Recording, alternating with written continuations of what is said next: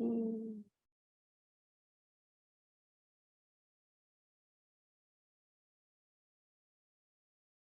All right, seems to work. That's good. Welcome to this knowledge sharing session on large-scale assessments. In my presentation, I will be talking about the learning progressions and their role in global education monitoring. Let me start with some background about the Global Education Monitoring Center. So the GEM Center is a long-term partnership between ACER and the Australian government's Department of Foreign Affairs and Trade, with the aim to improve learning by ensuring that education policies, practices, and investments are influenced by high-quality evidence.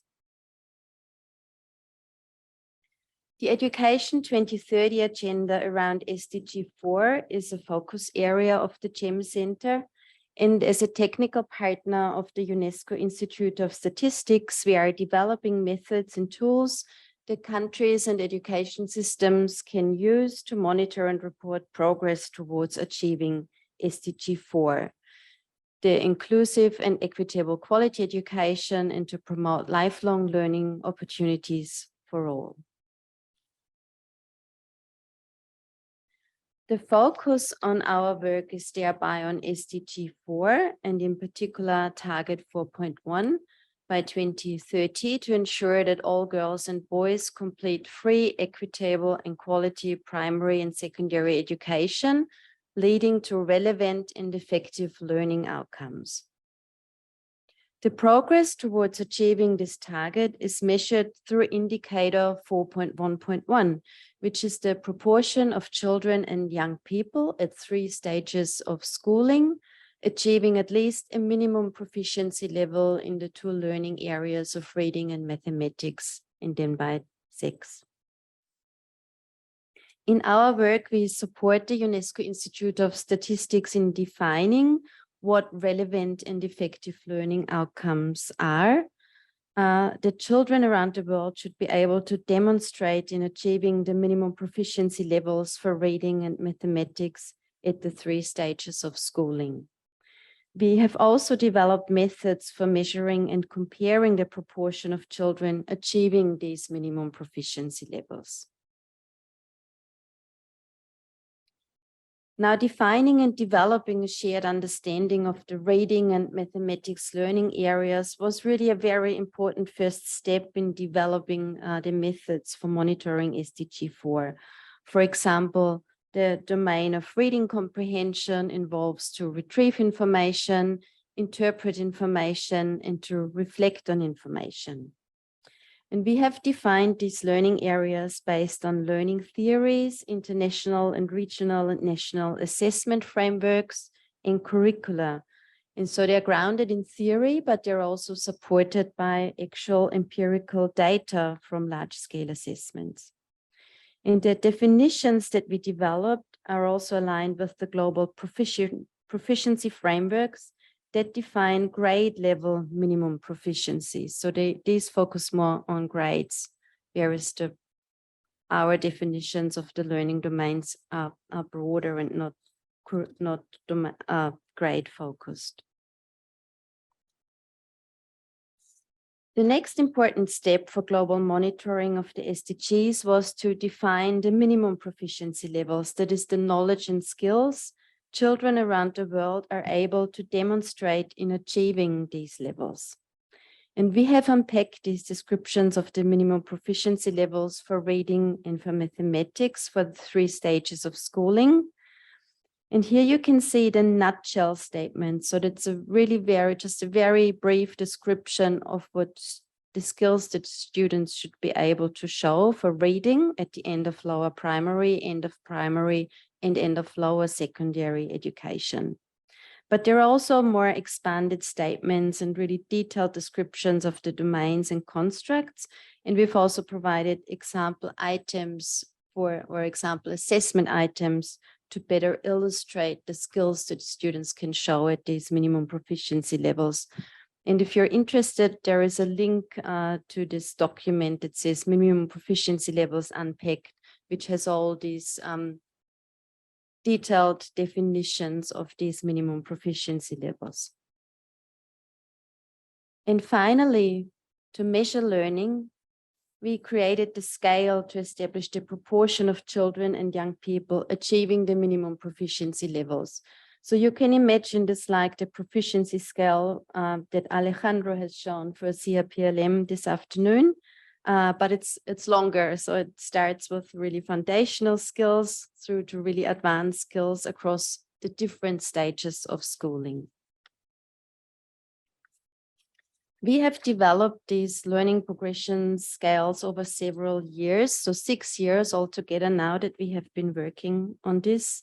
And we established one for reading and one for mathematics. And these scales were derived from an analysis of performance data from various international, regional, and national assessments as well. They're also informed by learning theories, disciplinary logic, curriculum convention, and pedagogical practices. So they really very into depth in the range of skills that students can do. This vertical range of the scales is divided into the proficiency levels, so similar to the CRPLM proficiency scales. And in these proficiency levels, the proficiencies are described in a meaningful way so that we can understand what students can do that achieve these proficiency levels. Now, through an international standard setting exercise that we undertook just this year in 2022, we have mapped the minimum proficiency level benchmarks for SDG 4.1 at the 3 stages of schooling to these learning progression scales. We can now map populations against the scale, and we can map item against the scale as well. You can see them with the little X's on the left-hand side of the screen. And so mapping items against the learning progression scales allows us to map assessment programs. So these are items from different assessment programs onto the learning progression scales. And through that, we can establish the proportion of students that participated in these assessments and that achieved the respective minimum proficiency level. And last but not least, the learning progression scales enable us to investigate the growth in learning from foundational to advanced skills across the different stages of schooling. Through the detailed descriptions of the learner proficiency at each level, the learning progressions provide substantive information about children's learning levels and progress. And this evidence is really crucial for developing strategies to improve learning. And benchmarked against international standards, the learning progression scales are a powerful tool for countries to use their own national or regional assessments like CRPLM or PILNA, for example, to investigate growth in learning, but also to monitor progress towards achieving SDG 4. Now, how can countries use the learning progression scales for SDG 4 monitoring and reporting? So countries can use a few different methods for aligning their national or regional assessment to the learning progression scales and to establish the minimum proficiency level benchmarks for their assessments. And the UNESCO Institute of Statistics has officially recognized these methods for SDG 4 reporting. The 2 most prominent methods at the moment are the pairwise comparison method and the assessments for minimum proficiency levels, or AMPL for short. So the pairwise comparison method can be used to align learning assessments to the learning progression scales. And this method uses expert judgment to compare pairs of items according to their difficulty, using items that are already on the learning progression scale and items from a national or regional assessment program. In that way, items from a national assessment or regional assessment are anchored on the scale, which then allows to establish the minimum proficiency level benchmarks on the national or regional scale, just using standard item response theory processes for that.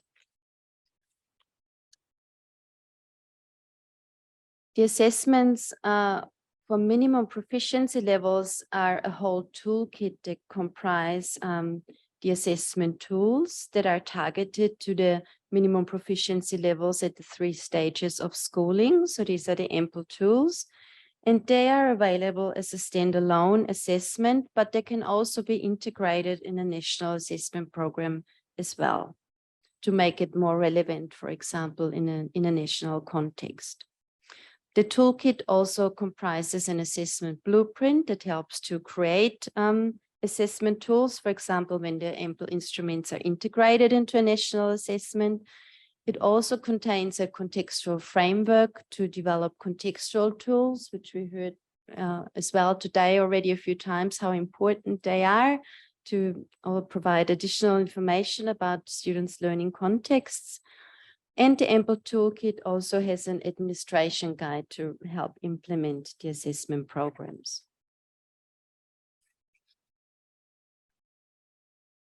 What are the next steps for the GEM Center in this process? So we are right about to develop a toolkit that enables the consistent implementation of the peer-wise comparison method. So really to enable countries to implement this method independently and for their own purposes. And we would also like to pilot the linking of items in another language than English to the learning progression scales with the bilingual panel. So currently we've only used or linked assessments in English to the scales. And so we are looking for interested in-country partners to implement the peer-wise comparison toolkit, but also to pilot a bilingual process in this linking process. And that's it from me today. Thank you very much.